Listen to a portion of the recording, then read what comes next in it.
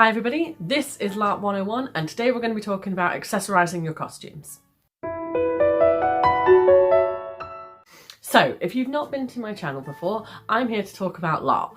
LARP stands for Live Action Roleplay and is essentially a game of make-believe for people of all ages. You play a character in a fictional setting and you create a story through improvised reactions to a pre-written storyline. Today we're going to talk about costuming and how you can use accessories to give your character a really unique look. So the first thing to consider is that when you're making your costume and adding accessories to it, you are aiming to create feature points for your costume. Take for instance this image of Natalie Dormer playing Marjorie Tyrell in Game of Thrones. As a character who uses her physical appearance for political manipulation, she tends to go for accessories that draw attention to her physical features. So for your own costume, what you're looking for is interesting points that will help draw the eye. So for example, you can look to use fabrics and textures in different ways. Things like different textiles, ribbons and furs are a great way of adding interest to your costume. Very few costumes look good if they're all made of the same fabric. In addition, you can also look at different styles of costume jewellery. There's a large variety of different items if you just go out and shop around. People often talk about layering up your LARP costume, but it is important to take into consideration your accessories when you're doing this. People often say when it comes to accessorising that less is more. But depending on your character, it may very well be that more is more. Minimal or muted accessories may imply a more practically minded, reserved character. While in contrast, if you are going to wear a lot of accessories, that's a really good way of just drawing your attention to the fact that you are a chaotic, larger-than-life character. So when you are accessorising, don't feel like you can't test things out. Get into your costume, gather every accessory or trinket that you think your character might wear and start trying them on. Try on one piece at a time, and if you like what you see, make sure you leave it on before you try on the next thing. If something doesn't look quite right in one place, try it in other places before you discard it entirely.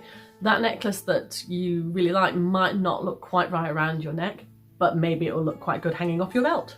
Stop to look in the mirror before, stop to check yourself out in the mirror before you add on the next thing, just to make sure everything looks quite right. And if something doesn't, take off the last thing you put on, because 99% of the time that's what is making your reflection look a bit odd to you. So if you follow me on Instagram, which I hope some of you do, I bought a book a few months ago, which is Michelle Clapton's book on the costume she made for Game of Thrones. Michelle was the lead costume designer for the series, and she won 3 Emmys for the costumes that she designed for the series.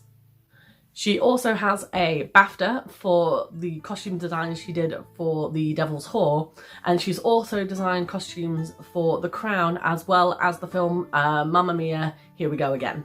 She recently won another award from the Costume Designers Guilds for her designs for Game of Thrones.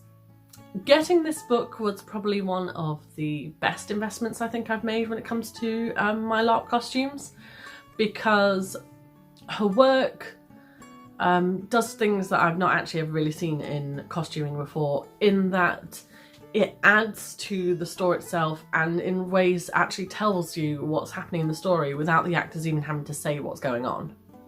The best thing about Michelle Clapton's work is that almost every detail of a costume has a purpose. Everything from the beading to the accessories to the jewellery, every little bit of it tells the story as much as the dialogue.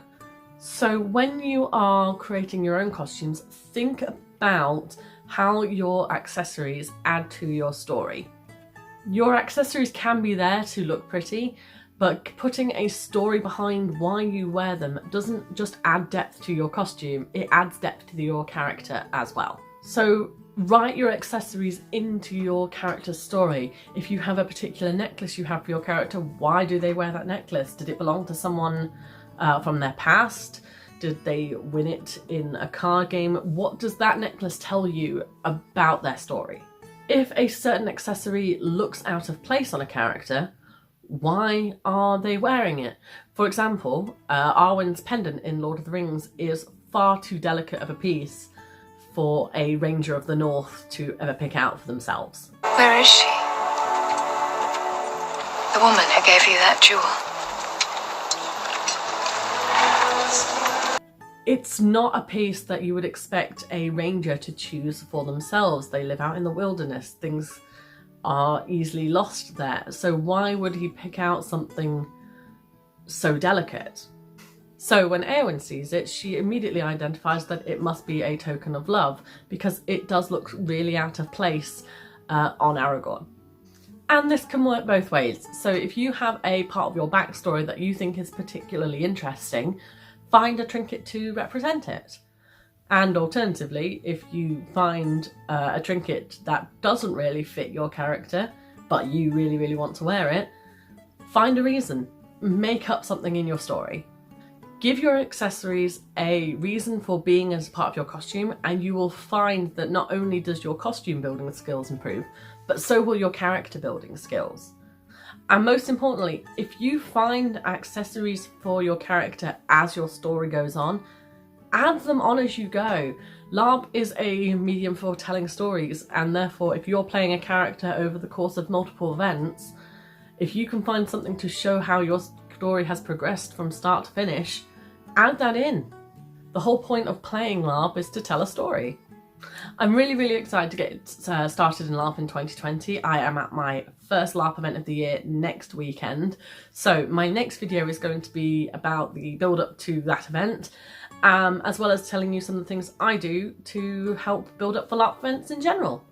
So if you are interested in watching that, please hit the subscribe button and the little notification bell below so you don't miss out.